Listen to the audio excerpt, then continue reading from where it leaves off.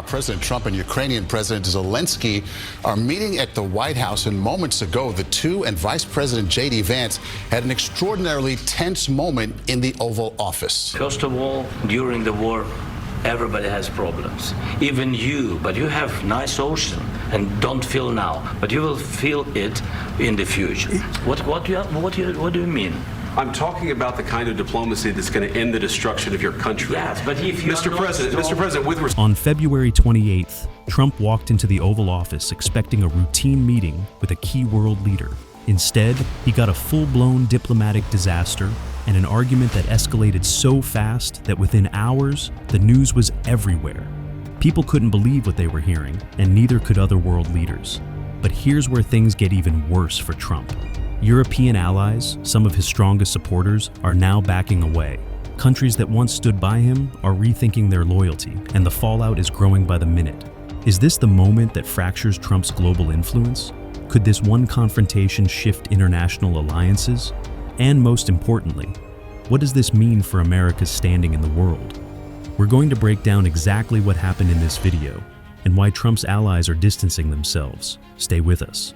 On February 28, 2025, President Donald Trump and Ukrainian President Volodymyr Zelenskyy met with two major goals in mind: securing a minerals deal and discussing potential paths to ending the war with Russia. The proposed agreement would give the U.S. access to Ukraine's rich supply of rare earth minerals, a move that could boost both countries, helping Ukraine's struggling economy recover while securing critical resources for American industries.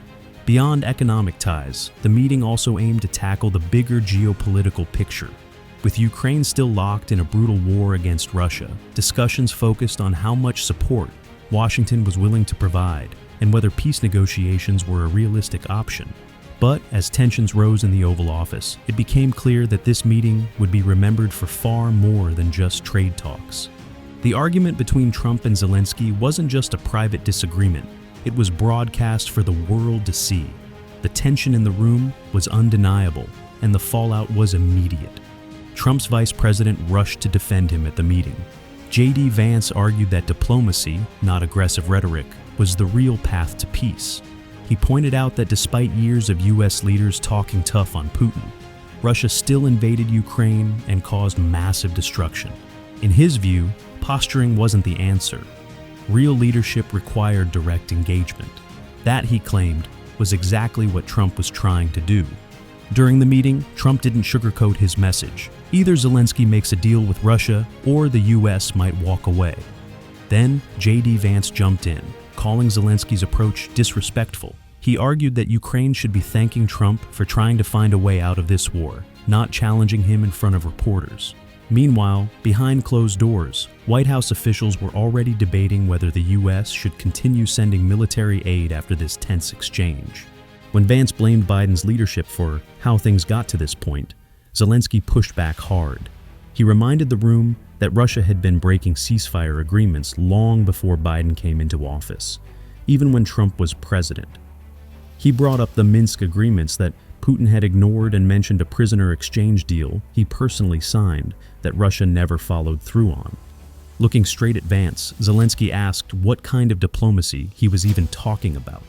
Vance shot back, saying this wasn't the place for Zelenskyy to plead his case and that he should show gratitude instead of arguing. Then Zelenskyy asked if Vance had ever even been to Ukraine. Vance admitted he hadn't, but said he had seen enough through videos. He even accused Zelenskyy of putting on stage propaganda tours for visiting leaders. The tension in the room was thick, as Vance questioned whether it was appropriate for Zelenskyy to come into the Oval Office and criticize the very administration trying to keep Ukraine from collapsing. Zelenskyy then warned that the U.S. might feel safe now, but sooner or later, the effects of this war would reach them. Trump wasn't having it. He cut in, saying no one could predict the future, and that Zelenskyy had no right to tell America how it would feel. As Zelenskyy tried to push back, Trump shut him down again. He told him Ukraine had no real leverage in this war, unless the U.S. decided to help. Right now, he was taking a huge gamble, not just with Ukraine's future, but with the possibility of something much bigger. The meeting had gone so badly that even after it ended, Trump wasn't done. He took to social media to criticize Zelenskyy, claiming the Ukrainian leader wasn't truly interested in peace.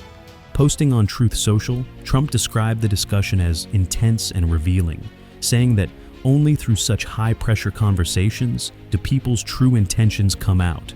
He stated that Zelenskyy wasn't serious about peace as long as the U.S. was involved, believing that American support gave Ukraine the upper hand in negotiations.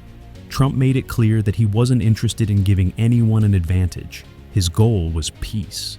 He also accused Zelenskyy of disrespecting the Oval Office and said he was welcome to return only when he was genuinely ready to negotiate an end to the war. Zelenskyy was seen leaving the White House at 1:41 p.m. His visit cut short after his team was asked to leave. A short while later, he posted a message on X, thanking the American government and its people for their continued support. Without addressing Trump's remarks directly, he reaffirmed Ukraine's commitment to securing a just and lasting peace, and said his country was working toward exactly that. The rest of Zelenskyy's White House visit was canceled, leaving many wondering what this meant for U.S. support for Ukraine in its fight against Russia. With the war dragging on since 2022, this public clash raised serious doubts about how much longer Washington would stand by Kyiv. Not everyone was happy with the way the meeting went. European leaders, some of whom had been strong Trump supporters in the past, were now rethinking their stance. The argument had exposed deeper cracks in international alliances, and it left one major question hanging in the air. Was this the beginning of a major shift in U.S. foreign policy? After the disastrous White House meeting, European leaders wasted no time making their stance clear. They were standing with Ukraine. One by one, heads of state from Germany, France, Spain, Poland, and the Netherlands took to social media to voice their support for Zelenskyy, and he made sure to personally thank each one. Meanwhile, Zelenskyy touched down in London for a summit hosted by UK Prime Minister Keir Starmer, whose government reassured everyone that Britain's support for Ukraine hadn't wavered. As the flood of supportive messages continued, Canada, Australia, and New Zealand also joined in, emphasizing their commitment to Ukraine's fight. French President Emmanuel Macron was blunt, reminding the world that Russia is the aggressor, Ukraine is the victim. And helping Kyiv was the right decision then, and still is now. Dutch Prime Minister Dick Schoof declared that Ukraine needed peace, but not at the cost of surrendering to Russian aggression. Outgoing German Chancellor Olaf Scholz stressed that no one wants peace more than the Ukrainian people, while his successor Friedrich Merz made it clear Germany wasn't backing down. Germany's Foreign Minister Annalena Baerbock didn't hold back either. Calling the Oval Office clash a nightmare moment in history, she vowed to push for stronger measures to support Ukraine, even if the U.S. decided to pull back. Over in Spain, Prime Minister Pedro Sanchez assured Ukraine that his country remained firmly by its side, while Poland's Donald Tusk reminded Zelenskyy that he and his people were not alone. Canada's Justin Trudeau also pledged continued support for a fair and lasting peace, while Australian Prime Minister Anthony Albanese praised Ukraine's bravery, saying his country stood behind its fight against Russia's ruthless aggression. Top European Union officials Antonio Costa and Ursula von der Leyen doubled down, telling Zelenskyy that Ukraine would never stand alone. Leaders from Austria, Belgium, Croatia, Denmark, Estonia, Finland, Ireland, Latvia, Lithuania, Luxembourg, Moldova, Romania, Sweden, and Slovenia also voiced their solidarity. But not everyone was backing Ukraine. Hungary's Prime Minister Viktor Orbán sided with Trump, saying that true strength brings peace, while weakness only leads to more war. He praised Trump for standing firm, even if others didn't like it. Meanwhile, NATO Secretary General Mark Rutte revealed that he had spoken with Zelenskyy twice after the meeting. He kept the details private, but hinted that he urged Zelenskyy to acknowledge what Trump had done for Ukraine so far and find a way to repair their relationship. With the world now watching closely, one thing was clear. Trump's meeting with Zelenskyy hadn't just shaken U.S.-Ukraine relations. It had sent shockwaves across the entire international stage. For decades, the United States and Ukraine have shared a complex and evolving relationship. It all started in December 1991, when the U.S. officially recognized Ukraine as an independent nation after the collapse of the Soviet Union. A month later, the U.S. upgraded its consulate in Kyiv to full embassy status, marking the beginning of formal diplomatic ties. But like any long-term relationship, there have been ups and downs. Things took a sharp turn in 2002 when leaked recordings suggested Ukraine had secretly sold advanced military technology to Saddam Hussein's Iraq. The revelation strained ties between Washington and Kiev, leading to a period of diplomatic tension. By 2009, the U.S. had renewed its support for Ukraine, backing its bid to join NATO. Internal government documents later revealed that American diplomats regularly defended Ukraine's sovereignty in meetings with other world leaders. Then came 2014. After Russia annexed Crimea, the U.S. stepped up its support, providing Ukraine with military aid and becoming one of its biggest defense partners.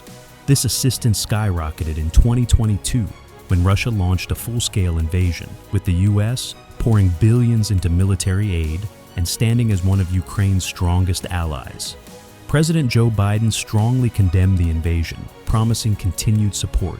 A Gallup poll from 2023 even found that Americans' views of Ukraine had reached a record high, with both Republicans and Democrats seeing the war as a critical issue for U.S. interests.